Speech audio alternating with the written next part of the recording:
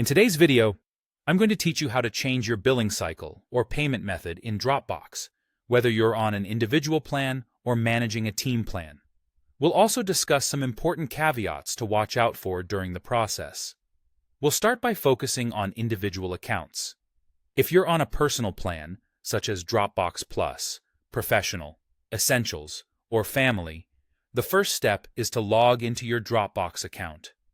Once you're logged in at Dropbox.com, navigate to the bottom left corner where you'll find your avatar or profile picture, or it might just display your initials.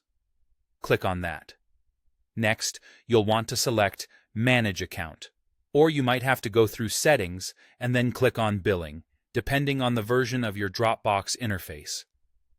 Once you're in the billing section, you have a couple of options.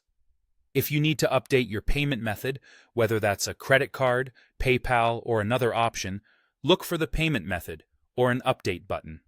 Go ahead and enter the new payment details there. If you're thinking about changing your billing cycle, for example, switching from a monthly plan to an annual plan, find the option labeled Billing Period or something like Change Next Billing Period. Follow the on-screen prompts to complete the switch. Keep in mind, though, that this change won't take effect immediately. The new billing cycle will start from your next renewal date. To wrap it up, be sure to save your changes. Now, let's move on to team or business accounts. If you're an admin for a team plan, such as Standard, Business, or Advanced, you'll begin by logging into Dropbox with your admin credentials. Once you're in, look to the sidebar and click on Admin Console. From there, you'll select Billing. Like the individual accounts, within the billing section, you have the ability to update your payment method.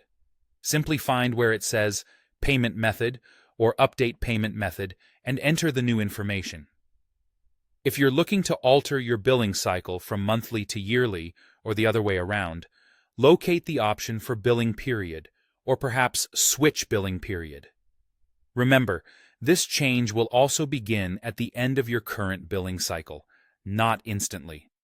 Once you've made your selections, don't forget to save your changes. So, whether you're managing a personal account or a team plan, adjusting your billing settings in Dropbox is a straightforward process when you know where to go.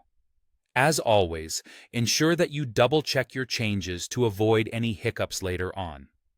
Thanks for watching, and I hope you found this guide helpful in managing your Dropbox billing needs.